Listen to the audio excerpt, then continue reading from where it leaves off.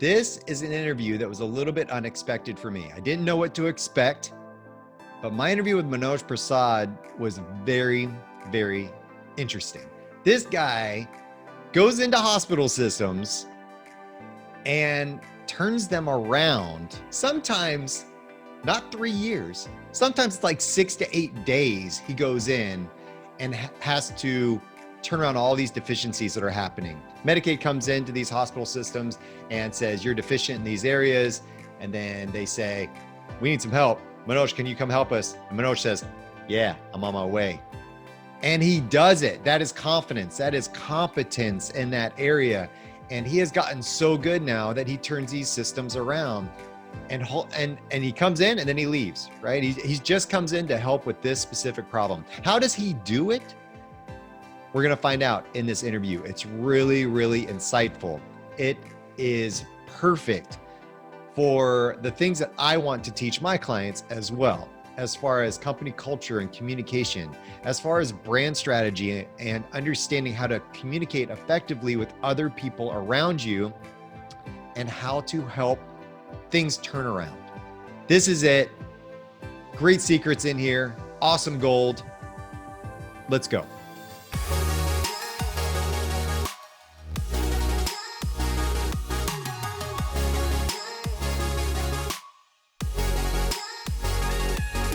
Physician, right? So you found your niche in healthcare. So you say, hey, there's hospitals that are having problems. Mm-hmm. Wait, I can help these guys. Not only because I'm a physician, I can relate to them, but also because I'm a technology expert. Like I get the tech side of things, right? So give me a little bit of background on what you do and how you do it.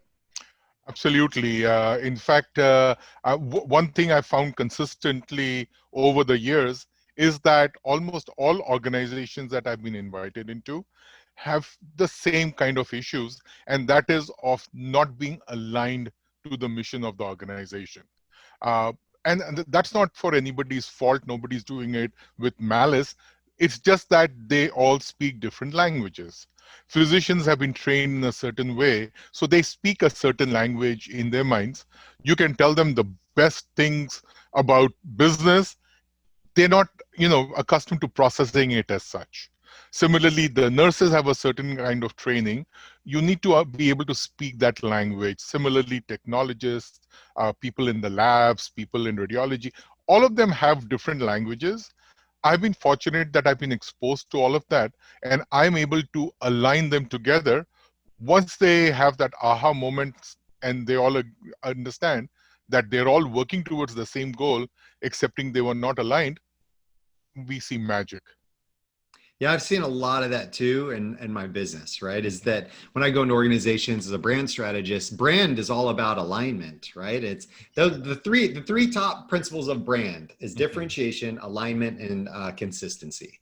And once you have those pieces and there, like the organization rolls, right? Exactly. Now, how does that impact when you come into an organization? You're like, oh, there are some alignment issues here. Mm-hmm. And I hear they have a nickname for you. What's that nickname? Jack of all trades, master of none, or the master alignment expert. Master alignment expert. Yes. That the fact that you can go in and align these organizations so they have alignment issues, and it's because people talk the different languages, right? Mm-hmm. Not only professionally, but also personality wise, right? We think differently. Doctors think differently. Nurses think differently. Admin thinks differently. And when you think about those and what needs to be aligned, it's really important.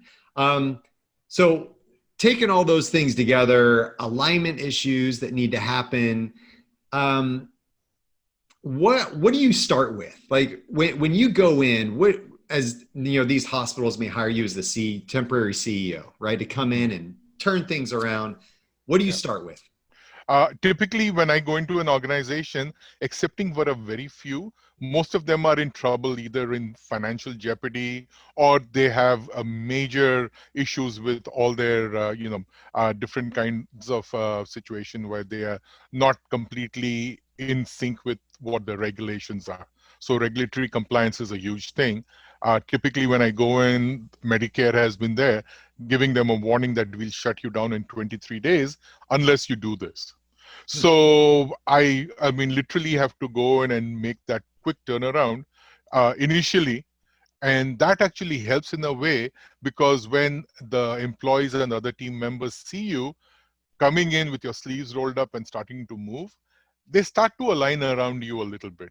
But where I literally have to start is in almost every case, I see the physicians who basically drive a lot of the hospital business have totally been, treated as a commodity, or for whatever reasons, they are not pulling together with the organization. So I start off with meeting with them. If there are trade unions, that is another one that I have to meet right off, because by the time I have to be called in, they've usually, their feathers have been ruffled and they're not cooperating with the organization as well. And almost in the first week itself, I start having open houses inviting all employees who would have some time to come and talk and meet, so we can start picking their brains and talking to them about and listening to them mostly, but understanding exactly where they are coming from. So it's like for the first week or 10 days, I think I'm pretty much working 20 to 22 hours in the facility to cover the 3 shifts. And we literally have to, I mean, I get baptized by fire over and over again.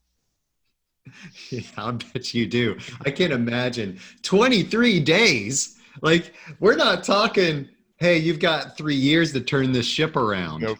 Uh-huh. 23 days. That's crazy. I can't imagine. That's a lot of At least stress. in three different instances I've gone in, Medicare has been there a number of times, giving the hospital a chance to right their ship. And I typically get called in when they leave the 200-page, deficiency report with 23 days to turn it around or be suspended. So yeah, that's typically how I get baptized. Wow, that's insane. And it takes a special person to be able to take on that job, right? You Yeah. feel, I mean, that's a lot of confidence and competence in order on your side to enable to get to enable that, to get that done. So what I heard you say is there are people in the organization, so doctors, for instance, that are treated as commodities. What does that mean? When you say they're treated as commodities, what does that mean? Actually, everybody starts taking, mostly the management and the nursing staff and other staff start taking them for granted. So they don't get the respect that they deserve. They don't, I mean, I'll tell you a simple thing, and again, it might be more of a cultural thing, but I pick up on it very early on. A lot of these guys are treated just like, a distant friend. Hey, you have to do this, you got to do this, not realizing that, hey, they are involved in taking care of somebody's life and they need support. So it's a lot of manipulation goes around. Okay, I'm going to take this away from you, I'm not going to give this to you, not fully realizing the gravity of what they're saying. Similarly, a lot of nurses who've been there for a while, they get taken for granted. Hey, they're going to be here no matter what. So they get mistreated. Nobody listens to them. Same thing with other valuable staff. So they all become commodities in the hands of a few people who actually have administrative control of the organization. So that's one of the first things I have to correct, saying, hey, let's listen to everybody with the respect that they all deserve. That's the only way we're going to bring everybody together. Unlocked is brought to you by Invincible, a program designed to unlock the potential of people and teams inside your organization. Join companies like Pfizer, Delta, the CDC, Google, and Chick-fil-A, and others in over 116 countries that are currently using this program to increase productivity and develop healthy cultures. Access hundreds of hours of content that is accessible anytime, anywhere. And finally, use real-time data to understand the health of every team inside your organization, which teams are performing and which ones aren't. Then understand the why behind that performance. Get free access to Invincible for 30 days by visiting www.giant.tv/30days. We put a stat out there that 82% of people feel undervalued, misunderstood, not appreciated. Sorry. That there is, and that's based on science, that we can understand that, hey, there's almost 3/4 of an organization Mm-hmm. that we're not listening to. Exactly. And that what is what I heard was the first thing you did. So people feel like a commodity. They don't feel Mm-hmm. appreciated. They feel Yes. undervalued, and they don't feel like they have a voice. Maybe it's just like, hey, Correct. you just go do your job. Bill, get your patients, crank them through so that we can Mm-hmm. get our revenues, and we don't really care what you have to say. Just do your job. But what you do first is listen, Mm-hmm. right? Listen first, Yes. then take into account everything that you've heard, Yes. and then evaluate. Correct. How do you what's the next step? You've listened. Mm-hmm. What's the next process? What do you do at that point? Right on the first day itself, I start handing out my personal cell phone numbers to everyone with an invitation for them to call me 24/7. And by the way, trust me, they do. Typically, they want to test you out, saying, how genuine are you? They'll call you at 2 in the morning with a problem. Luckily, I have the habit of being able to get on the phone in the middle of the night, talk to them, fall asleep, and also remember what I said the next day. So I will do that. I'll go and sit in there. The one thing that I've learned very early on is that I never ask anybody to come and meet me in my office, because even to the most trained and a senior person, being called to the CEO's office is like being called to the principal's office. Yeah. So I will go to their offices. I sit in the nurses station and talk to the nurses. I sit in the radiology to talk to them or the labs. That's how I build rapport, and they understand that this guy understands what we are saying and at least is listening to us. The next thing I do is I've got a little bag of tricks, I call them. I initiate like literally a true open door. People can literally walk into the CEO's office. If I'm not in a meeting, they can actually talk to me or they can just call me. And I am responsive. I don't let my inbox sit. I mean, I empty it every day. Then I start doing things to appreciate people.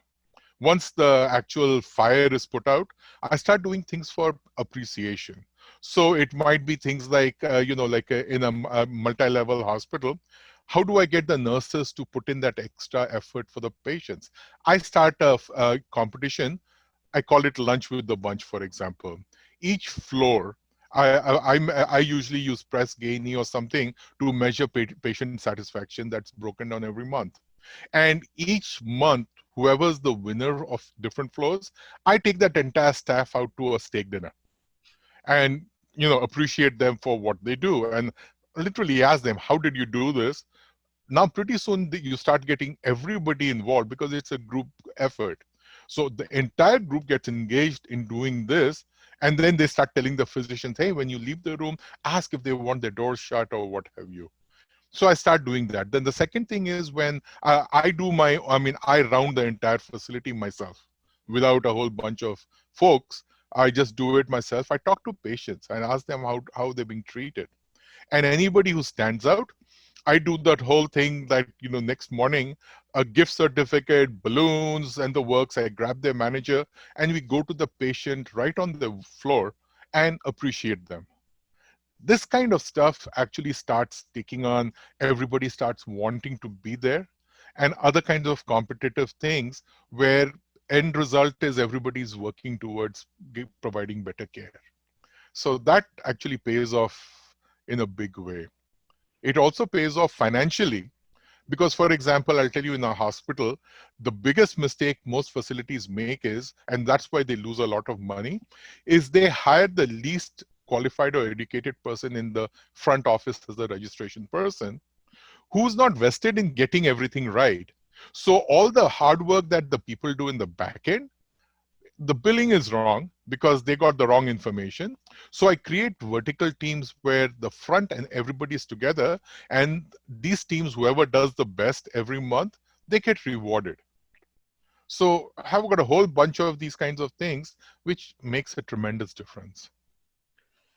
This is awesome because what I hear you saying is that it takes investment in people. Yes. It and we're so concerned with the bottom line, right? So you have healthcare executives that may be out there that are just like production, production, production, billables, right? Uh-huh. Get that money in, whatever it is. What your approach, I haven't heard you talk about any of that, right? There, I'm sure there is a technology side to Oh what you yeah. do. I know that there is, Yeah. but that's not at the forefront of what you do. You Nope. go in, Hmm. you listen, Hmm. you ingrain yourself in the culture. And what it is that I hear you doing is build trust. Everything I've heard you do talks about building trust. Exactly. Test me at 2 a.m., Hmm. right? Yeah. Let's put a competition out there and I will reward you. Let's talk to the patients. Let's sit down in your station. I don't want you to come to my office. You don't have to come to my office. Yeah. I'll come to you, right? Yeah. I want you to trust me. No, Hmm. I'm here for you to build you up and to make us all successful. Exactly. And that is what's so important. So I measure company culture with 5 different metrics. Hmm. It's communication, relationship, alignment, and then execution and capacity. Hmm. Those are the 5 things I do. A lot of executives just go alignment, execution. Get on the same page and get it done. Alignment, execution. Yeah. But before alignment can happen, which is what you are the king of, Uh-huh. you built communication and relationships, the Correct. foundation in order to build consistent alignment, in Absolutely. order for us to execute and increase capacity. Am I right? Absolutely. And then somewhere in there, one of the things that I've seen, unfortunately, in too many hospitals is they're not performing well. They'll call in a lean practitioner, or they'll call in somebody else. They initiate a program, and the entire staff's eyes glaze over, saying, "Oh my God, another Six Sigma, another initiative." And nobody does anything about it. What I do is I silently, I don't mention the name lean. I mean, I'm certified in all of these. I push in Kaizens very softly. So instead of calling it Kaizens or, theory of constraints, I will get groups together and say, hey, why don't we look at this? And the groups that can do this, I'll recognize you and reward you. Now, suddenly the entire facility is actually doing a Six Sigma project without understanding that they're doing it, or a lean project. And then some of them who are actually, outliers, suddenly one day will say, you're doing a Kaizen, aren't you? And then I have to admit, yeah, that's what I was trying to do. But everybody gets into it and gets behind it. So it becomes fun to come to work and not a burden. Oh, it's so good. So you're rewarding, not punishing, right? Exactly. You are, we do this with our kids all the time, right? Yep. We candy coat things to make it, Exactly. more palatable, right? For True. them to eat certain foods or whatever. But because we know it's good for them, we know that they'll get something out of it and maybe they'll like it, Yeah. Um, and so teach me about this phrase. We've heard it a lot, Mm-hmm. but teaching manna to fish, right? Because you don't stay at these places No. forever. No. They hire you for a period, Yeah. and you can tell us how long that period is. But you talk about teaching someone Mm-hmm. to fish. Yes. So tell me about that philosophy Sure. with you. Actually, initially it used to be 3 year. It used to take me a year and a half to turn around and, and then another year to stabilize and keep running it. Now I perfected it so that in a year's time, I can do a turnaround and stabilization. So then, because I've always lived here in Michigan and traveled everywhere, I've done international projects also from Michigan. So, I like to limit my travel as much as I can. After a while, gets old. But generally, like for example, when I'm called into a troubled organization, maybe going through a bankruptcy or something, I have been called, and I have actually in the past arranged for funding for them as well. But just providing funding to them, like providing fish to them, is not going to solve a problem because the inherent system problems will remain. So what I do is, in all my 30 years that I've been doing this, I have I have only let one person go, by the way, and that was because of some criminal activities that I found out about. But Wow. other than that, I never let people go. I work with the people who are there and I teach them how to become very good at their tasks, support them with education, provide them the training that I do. I'm also an educator, so I am able to teach them a lot of things. And I mean, I'll give you a funny example. In one place, I had this HR director who was the biggest, I mean, gossip in town. And you know how that goes with HR. And she would be in everybody's business. So instead of letting her go, I mean, I caught her a couple of times letting, confidences out. So all I did was I reassigned her to head the housekeeping and facilities management area. She was so good at it because she was in everybody's business, making sure this is clean, that is there. She became absolutely a runaway success. That's great. So she was in the wrong spot for that. So that's how I work with a lot of people who are there. The other thing that I typically run across is by the time called in, most of the good people who are employable have already left. So it's a lot of people who are not very employable or disheartened who are there. So it's absolutely a pleasure to see them light up and become, I mean, they are all potentially very good people. Otherwise, they would not be in the industry. So to help them get absolutely fabulous at it, I mean, I'll give another short example. One facility that was actually 7 days, no, 12 days away from being shut down because Medicare had been there so many times, and each time they would leave, and I mean, it would be, I mean, like a ton and ton of deficiencies. After I got done, people would come for surprise visits. It was so much fun to see that after a couple of visits, nobody even paid attention to them because it was now part of their culture to do things right. So if Medicare showed up for a surprise visit, they won't even bat an eyelid. In the past, it used to be panic city saying, hey, we'll be shut down today or tomorrow. So that's how you see the transformation. So it's such a pleasure actually seeing this transformation. And that's how I teach them how to fish and, excel at what they do. That's great, because then people enjoy coming to work, right? Exactly. They're not fearful, and they let down their walls.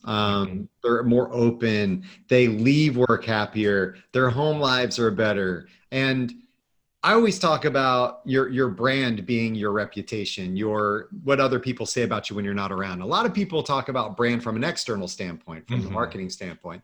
I talk about it as an internal brand strategist from the inside. Okay. What are your employees? What are your staff? What are your leaders saying about you when they go home at night? And if I am constantly living in fear at my job, if I am nervous about my job, if I see a new interim CEO coming in and just cleaning house, letting 50% of the staff go, and that instills fear. And what does that do for the culture, right? Oh God, yes. It's so smart of you to take the people that are there, because they know more than you do about what's going on. Exactly. Day, right? Yep. And invest in them. They're there. Maybe, like you said, it could be a fantastic person in the wrong seat. Absolutely. So let's find out where they do work. This is gold. I hope that people are listening to this, because yes, this applies to hospital systems. Correct. But hold on, this is for everybody. Yes. Yeah, this is for everything. And I hope that people are really grasping onto that. This has been fantastic. I've loved talking to you. I had no idea that this was going to happen in this interview. So My pleasure. I really appreciate it. Where can people find out more about you or get in touch with you if they need help, or if they would just like to hear you speak or pick your brain? What can they do? How can they contact you? They can either email me or they can call me. I'm married to my cell phone. I never move away from it. Okay. So if you want to put up my number, I'm more than happy to share. Should I just read it out? Oh, sure. I mean, if you're open to that, I think that's fantastic. Yeah. Absolutely. 313-405-5945. That's my cell number. Cool. And my email is also very simple. It is CEOXC. So it's a CEO like a chief executive officer, XC, which stands for, Xpertease Consultants, my company, at outlook.com. reach out Cool. to me. I'd be delighted to assist in any way anybody wishes. That's fantastic. I don't think I'm gonna have many people that are gonna give out their cell phone number over this interview process. But if can I call you at 2 a.m.? Absolutely. I can still wake up, talk to you, make some sense, and then fall asleep and remember it the next morning. That's the trick. That's brilliant. I love it. I love it. Manoj, this has been fantastic. I appreciate your time and sharing your knowledge with all the listeners. I hope they learned something from this. I know I did. I appreciate you. What? Yeah, right. Alignment, aligning people builds trust. He goes into a hospital system that is in default, that is having some troubles, and he talks to the people. He doesn't start just like getting rid of everybody. He invests in the people that are there, helps them feel valued, heard, understood, aligns them to what the core mission is of that specific department or the entire business as a whole, and gets agreement and understands what to do to move forward. He works on building trust. And that trust comes because of aligning systems and people and goals and the vision of what needs to happen next. I hope you got a lot out of this. This was really, really good stuff. I hope to see you next time. Again, visit my YouTube channel. You can subscribe there, and there's going to be plenty of interviews there of insightful information for you. You can also visit my website at skotwaldron.com, SKOTWALDRON.com. And again, this is brought to you by Giant. Remember, you can get a free subscription to Giant, free, if you use the term or type in the URL giant.tv/30 days. That's 30 days. All right. I will see you on the next interview. Have fun, y'all.